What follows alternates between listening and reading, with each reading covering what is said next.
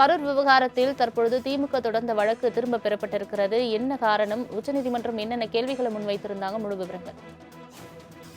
வணக்கம். கரூரில் தாவேக தலைவர் விஜய் பிரச்சார கூட்டத்தில் கடந்த செப்டம்பர் 27ஆம் தேதி ஏற்பட்ட கூட்ட நெரிசலில் சிக்கி 41 பேர் பலியான சம்பவம் நாட்டையே உலுக்கின்றது. இந்த சம்பவம் தொடர்பாக நீதிமன்ற உத்தரவின் பேரில் சிபிஐ வழக்கு பதிவு செய்து புலன் விசாரணையும் செய்து வருகிறது. இதனிடையே அமைச்சர் ஆதவ் அர்ஜுனா கரூர் துயரம் சம்பவம் வழக்கு தொடர்பாக சர்ச்சைக்குரிய வகையில் பேசிய நிலையில் திமுக அமைப்புச் செயலாளர் RS பாரதி தரப்பில் உச்சநீதிமன்றத்தில் மனு ஒன்று தாக்கல் செய்யப்பட்டது.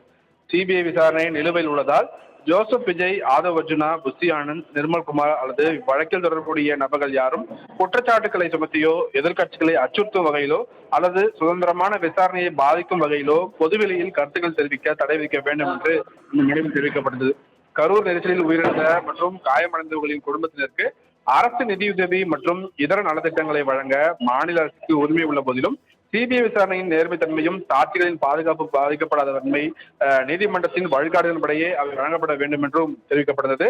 ஆதவ் அர்ஜுனாவின் கருத்துக்கள் சாட்சிகளை கலைக்கும் வகையிலும் விசாரணைக்கு முட்டுக்கட்டை போடும் வகையிலும் அமைந்துள்ளதால் அதற்கு எதிராக சிபிஐ புகார் பதிவு செய்து உரிய நடவடிக்கை எடுக்க உத்தரவிட வேண்டும் என்று அந்த மனுவில் தெரிவிக்கப்பட்டது. இந்த மனுவை அவசர வழக்காக விசாரிக்க வேண்டும் என்று உச்சநீதிமன்ற நீதிபதிகள் அமர்வில் நேற்று தினம் முறையீடு செய்யப்பட்டு இந்த வழக்கை இன்று தினம் விசாரணைக்காக எடுத்துக் கொள்ளப்பட்டது.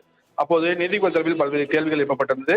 அதில் கரூர் துயர சம்பவ வழக்கில் சிபிஐயின் புலன் விசாரணையின் நேர்மை தன்மையை உறுதி செய்யவும் சாட்சிகள் ஆதாரங்களும் பாதிக்காமல் இருக்கும் வகையிலும் துயர சம்பவத்தில் பாதிக்கப்பட்ட நபர்களுக்கு எவ்வித நலத்திட்டங்களையும் சிபிஐயிடம் தாக்கல் செய்துவிட்டு உச்சநீதிமன்றம் வகுக்கும் விதிகளின்படி வழங்க வேண்டும் என்று உத்தரவிட வேண்டும் என்று RS பாரதி தரப்பில் வாதங்களானது வைக்கப்பட்டது.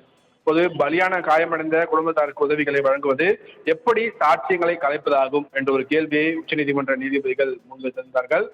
அப்போது கரூர் துயர வழக்கில் தற்போது தமிழக முதல்வராக உள்ள விஜய் குற்றம் சாட்டப்பட்ட நபர் இல்லையே என்ற ஒரு கேள்வியும் உச்சநீதிமன்றம் முன்வைத்திருக்கிறது.